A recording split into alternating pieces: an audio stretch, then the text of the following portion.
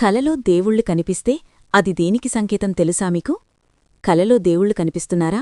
ఆ దేవుడు ఎప్పుడు ఎలా కనిపిస్తే దేనికి సంకేతం తెలుసా? ఎలాంటి కలలు వస్తే కటాక్షం కలుగుతుంది అనేది ఈ వీడియోలో తెలుసుకుందాం. మనకి ఎన్నో కలలు వస్తూ ఉంటాయి. కొన్నిసార్లైతే మనకి వచ్చిన కలలు కూడా గుర్తుండదు, ఎప్పుడో సడన్గా గుర్తు వస్తుంటాయి. ఈ వీడియోలో మనం దేవుళ్ళు మన కలలో కనిపిస్తే వాళ్లు మనకి ఏం చెప్పాలనుకుంటున్నారో స్వప్నశాస్త్రం ప్రకారం తెలుసుకుందాం. ముందుగా మన కలలో ఆ పరమేశ్వరుడు అంటే శివుడు వస్తే దేనికి సంకేతం తెలుసుకుందాం. మీ కలలో శివుడు కనిపిస్తే మీ కోరికలన్నీ తీరబోతున్నాయి, అలాగే మీరు ఉన్నత స్థాయికి వెళ్లబోతున్నారు అని అర్థం. అలాగే మీరు శివలింగానికి పూజ చేస్తున్నట్టు మీకు కలలో కనిపిస్తే మీరు ఏదైతే పని ప్రస్తుతం చేస్తున్నారో మీ జీవితంలో అది సరైనది అని అర్థం. అది విజయవంతంగా పూర్తవుతుందని అర్థం. చాలామందికి వారు ఇల్లు కట్టుకునే ముందు కానీ, లేదా ఏదైనా వస్తువు లేదా ఏదైనా భూమి కొనే ముందు కానీ ఇలా శివలింగానికి పూజ చేస్తున్నట్టు కలలు వస్తుంటాయని చెప్తారు. అలాని మీకు కలలో మీరు మీ కుటుంబ సభ్యులతో కలిసి శివలింగాన్ని పూజిస్తున్నట్టు కలవస్తే అది చాలా శుభసూచకం. స్వప్నశాస్త్రం ప్రకారం మీకేదో మంచి శుభవార్త వస్తుందని అర్థం. అలాగే మీ కుటుంబంలో ఏదైనా సమస్యలుంటే అవన్నీ తొలగిపోతాయని అర్థం. అలాగే మంచి రోజులు రాబోతున్నాయి అని అర్థం.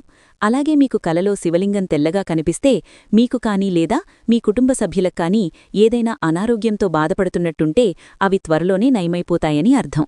మీ కలలో మీరు శివాలయం దర్శించుకుంటున్నట్లు లేదా గుడిమెట్లెక్కుతున్నట్టు కలలో వస్తే అది చాలా శుభసూచకం. మీరు చాలా ఎత్తుకు ఎదుగుతారు అని సంకేతం. అలాగే కష్టాలన్నీ తీరిపోతాయని అర్థం. అలాగే చాలామందికి కలలో అమ్మవారి నవరాత్రులలో అమ్మవారు కలలో కనిపిస్తారు. అయితే ఇది కూడా శుభసూచకం. కలలో అమ్మవారు కనిపిస్తూ ఉంటే అది చాలా శుభసూచకం. స్వప్నశాస్త్రం ప్రకారం దుర్గాదేవి కలలో కనిపిస్తే మీ బాధలు కష్టాలు అన్నీ తొలగిపోతాయని అర్థం. అలాగే అమ్మవారు సింహంపై ఉన్నట్టు కనిపిస్తే త్వరలోనే మీ శత్రువులు మీ ముందు ఓడిపోతారు, మీరు గెలుస్తారు అని అర్థం. అలాగే సింహం మీకు కలలు కనిపిస్తే మీకు ధనప్రాప్తి లభిస్తుందని అర్థం. మీరు చేసే ప్రతి పనిలో మీదే విజయమవుతుందని అర్థం. అలాగే అమ్మవారి ఆశీర్వాదం మీకు లభిస్తుందని సంకేతం. అంతేకాదు కొందరికి విష్ణుస్వరూపమైన తాబేలు కలలో కనిపిస్తూ ఉంటుంది.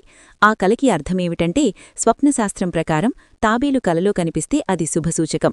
మీ కష్టాలు బాధలు ఎల్లప్పుడూ మీరు ఆ విష్ణుమూర్తితో చెప్పుకుంటూ ఉంటారు. ఆ దేవుడు ఎప్పుడూ మనం చెప్పుకునే ప్రతి ఒక్క బాధ ప్రతి ఒక్క కష్టం వింటూ ఉంటారు. ఆ దేవుడు ఆ కష్టాన్ని తీర్చే ముందు మనకలా తాబేలు కలలో వస్తుంది అని స్వప్నశాస్త్రం చెబుతుంది. కొందరికి కలలు రాముడు సీత అలాగే లక్ష్మణుడు హనుమంతుడు కలిసి రాంపరివార్దా కనిపిస్తూ ఉంటారు. ఇలా కల రావడానికి అర్థం మీ కష్టాలన్నీ తొలగిపోయింది, నూతన జీవితం ప్రారంభం కాబోతోంది అని అర్థం.